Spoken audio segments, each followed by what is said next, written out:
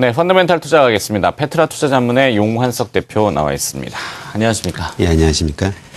자, 이제 어닝 시즌. 예. 또 이 기업의 성적표를 보던 그 기간에 들어가게 됩니다. 근데 삼성전자의 그 실적이 좀 둔화되면서 연초부터 이제 코스피가 조금 무겁게 움직이죠. 이 삼성전자를 보시는 입장, 분석을 좀 부탁드려보죠.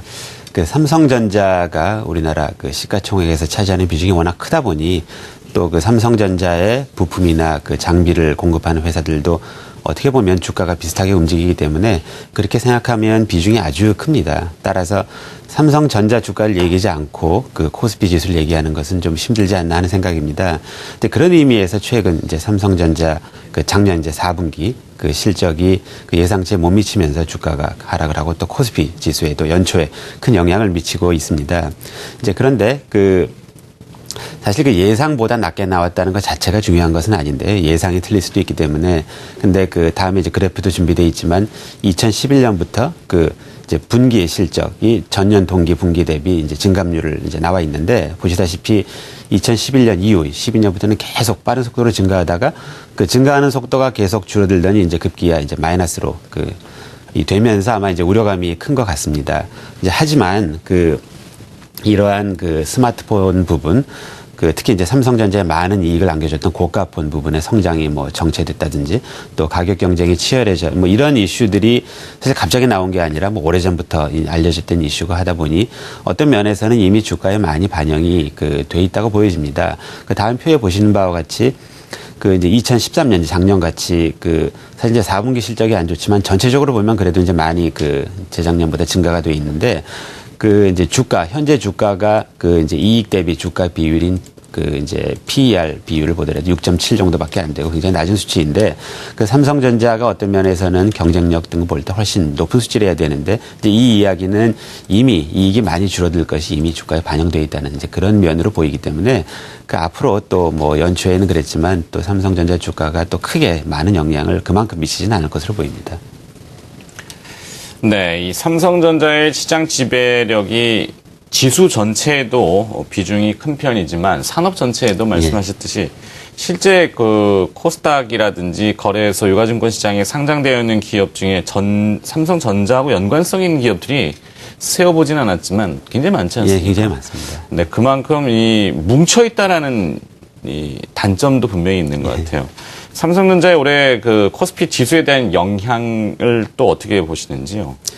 예, 이제 주식 투자를 이제 한다는 입장에서 어떻게 봐야 되는지가 또 이제 궁금하실 텐데, 물론 삼성전자가 영향을 미치는 부분이 굉장히 큽니다. 하지만 코스피 지수에 어떤 식으로 영향을 미치는지를 조금 더 생각을 해보면, 삼성전자 비중이 크기 때문에 사실 이제 코스피 지수라는 것은 상장돼 있는 회사의 가중 평균이다 보니 당연히 영향을 미칩니다. 하지만 재작년 2012년 같은 경우는 반대로 삼성전자 주가는 많이 올랐는데 이제 그 당시는 삼성전자 빼면은 코스피 지수가 많이 오르지 않았다는 뭐 그런 얘기도 많이 있었습니다. 이와 같이 삼성전자가 오르더라도 꼭 다른 주식이 따라 오르는 것은 아니고 또 마찬가지로 반대로 주가가 나빠도 다 나쁜 것은 아니고 사실 평균 때문에 이제 영향을 미치는 거지. 근데 그렇게 생각을 해보면 삼성전자 물론 영향력이 크지만 또 관련이 없는 회사가 사실은 더 많습니다. 이제 그런 측면에서 생각을 해보면 또 주식 투자하는 데 있어서는 그렇게 생각만큼 우려할 점은 아니다. 라고 이렇게 생각하시면 더 도움이 될 것 같습니다. 네.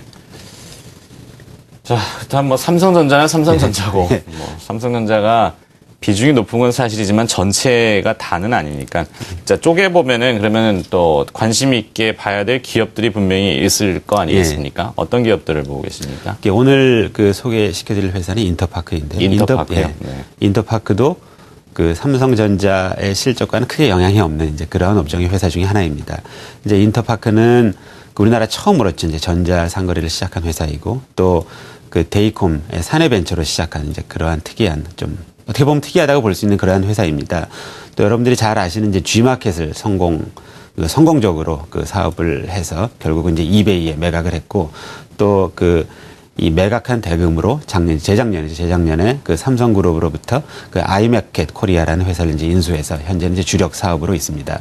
그 다음에 이제 실적 표에도 나와 있는데 이 인터파크는 사실은 이제 지주사이기 때문에 물론 대부분이 전자상거래지만 또 지주사는 단순히 숫자만 봐서는 좀 파악하기 어려운 그러한 좀 복잡한 면이 좀 있습니다. 그래서 그 주요 사업 부분을 좀 따로 봐야 되는데 이제 보시다시피 그 인터파크 INT 부분이 있고 또 조금 더 자세히 설명을 드릴 텐데 또 조금 아까 설명드린 그 아이마켓 코리아 또 이제 기타 자회사가 있는데 이 아이마켓 코리아 보시는 바와 같이 좀 규모가 훨씬 더 큰 회사입니다.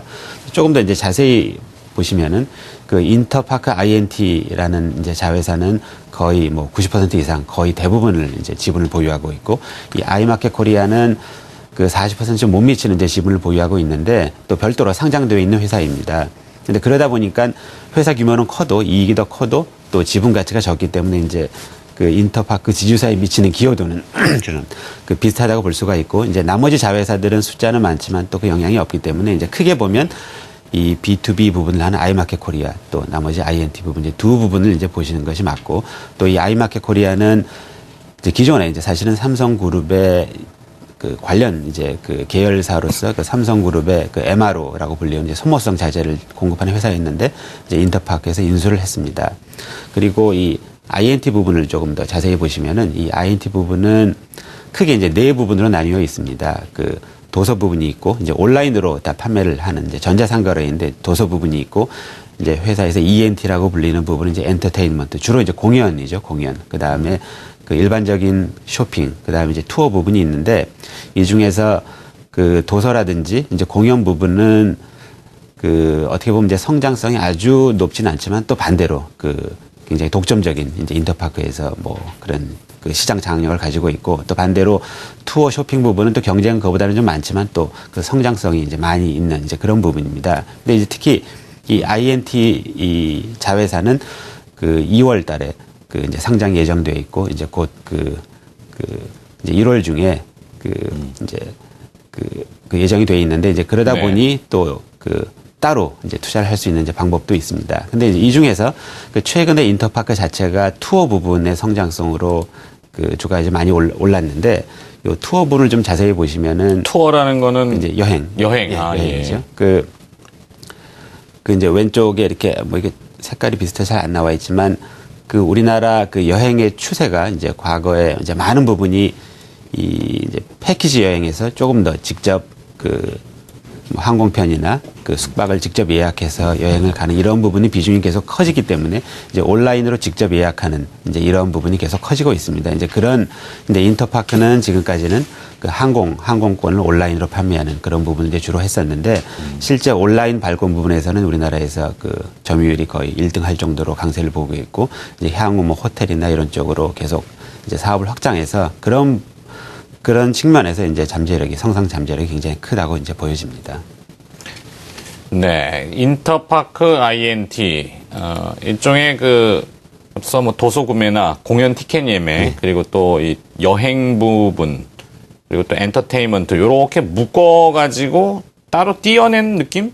뭐 잘 모르겠습니다만 인터파크는 이제 지주사의 개념으로 약간 좀 언뜻 느껴집니다. 그렇다면 인터파크 INT가 곧 상장을 한다고 하셨는데 인터파크 주가에는 어떤 영향을 주게 될까요?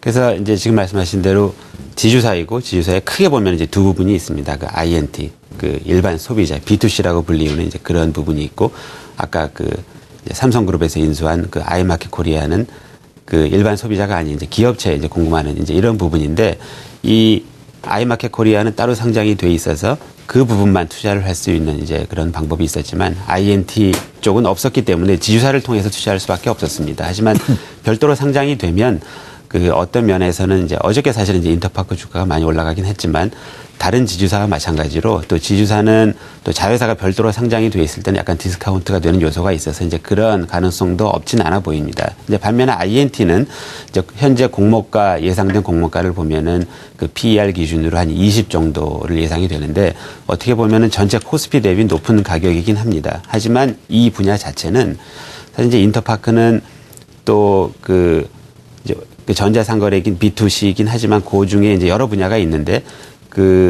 뭐 다른 나라에 이제 우리나라에는 관련 그 회사가 상장된 회사가 많이 없고 이제 다른 나라의 상장된 회사를 보면은 쇼핑 쪽은 뭐 미국의 아마존이나 뭐 이제 일본의 라쿠텐 같은 회사도 굉장히 높은 가격에 거래가 되고 있고 또 여행 쪽은 우리나라에는 하나투어라든지 모두투어 이렇게 패키지 여행사만이 상장이 돼 있는데 이제 미국에 상장돼 있는 회사를 보면은 이제 대부분 그 온라인으로 그 이제 온라인 여행사들이 많이 있습니다. 일례로 제가 이제 그 프라이스라인.com이라는 회사가 있는데 이제 미국에 이 회사는 사실 이제 미국에 상장이 돼 있지만 주로 이제 아시아, 유럽의 호텔을 이제 예약을 하는 이제 그러한 회사입니다.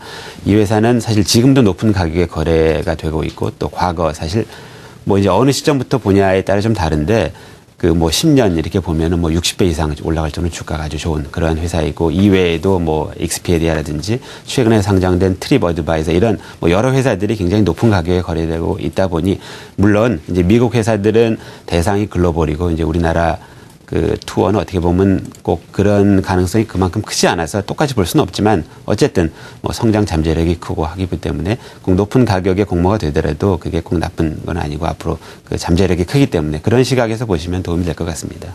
네.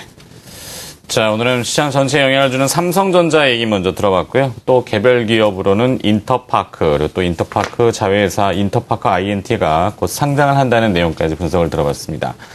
펀더멘탈 투자였고요. 페트라 투자자문의 용환석 대표였습니다. 고맙습니다. 네.